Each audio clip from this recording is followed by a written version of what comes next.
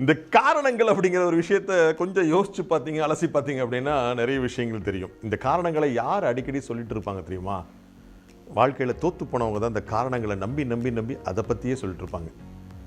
ஜெயிக்கிறவங்க யாருமே இந்த காரணங்களை நம்பி எதையுமே சொல்ல மாட்டாங்க. எப்போ நீங்கள் காரணங்களை சொல்ல ஆரம்பிக்கிறீங்களோ, நீங்கள் செய்யக்கூடிய விஷயத்தில் உங்கள் வாழ்க்கையில் நடக்கக்கூடிய ஒவ்வொரு விஷயங்களையும் நீங்கள் காரணங்களை சொல்லி சொல்லி சொல்லி தப்பிச்சிருந்தீங்கன்னு வச்சுக்கோங்களேன், மற்றவங்க முன்னாடி தப்பிக்கலாம். ஆனால் நீங்கள் தான் இதில் முக்கியமாக தோற்று போகக்கூடியவர்களில் முதன்மையாக இருப்பீங்க. அதுலேருந்து தப்பிக்கவே முடியாது. எத்தனையோ காரணங்கள், எவ்வளவோ காரணங்கள், ஒவ்வொன்றுக்கும் ஒவ்வொரு காரணங்கள். மழை பெஞ்சா அது ஒரு காரணம். இந்த வருஷம் என்னங்க மழை, போன வருஷம் செம மழை. தீபாவளினா பண்டிகைனா அதுக்கு ஒரு காரணம். இது என்னங்க பண்டிகை, போன வருஷம் பாருங்க பண்டிகை.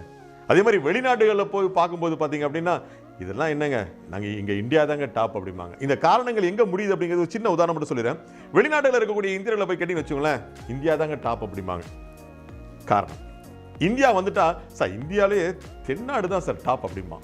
இவன் தென்னாடுக்கு வந்த பிறகு சார் தென்னாட்டிலேயே தமிழகம் தான் சார் டாப் அப்படிம்பா. தமிழகம் வந்த பிறகு கூட சார் தமிழகத்திலேயே தென் மாவட்டங்கள் தான் சார் டாப் அப்படிம்பா. தென் மாவட்டம் போன பிறகு அவன் மாவட்டத்தை சொல்லி அந்த மாவட்டம் தான் சார் டாப் அப்படிம்பா. அந்த மாவட்டத்துக்கு போன பிறகு அந்த மாவட்டத்திலே இந்த எங்க ஊர் தான் சார் டாப் அப்படிம்பா. அட அங்கேயாவது அந்த காரணத்தோட தப்பிக்கிறானா? இல்லை, அந்த ஊருக்குன்னு சொன்ன பிறகு கூட இந்த ஊர்லேயே எங்க தெரு தான் டாப் அப்படிம்பா. இங்கேயாவது காரணம் முடியுதா? அவன் தெருவுக்கு வந்த பிறகு இந்த தெருவிலேயே எங்க வீடு தான் சார் டாப் அப்படிமா. அதனால காரணங்கள் தேடி தேடி தேடி போயிட்டு இருந்தீங்கன்னா அது நிச்சயமா முற்றே பெறாது. காரணங்கள் சொல்லாம வாழ்க்கையை நடத்தி பாருங்க, வெற்றி வந்து தன்னால உங்களை சேரும். நாளைக்கு சந்திப்போமா?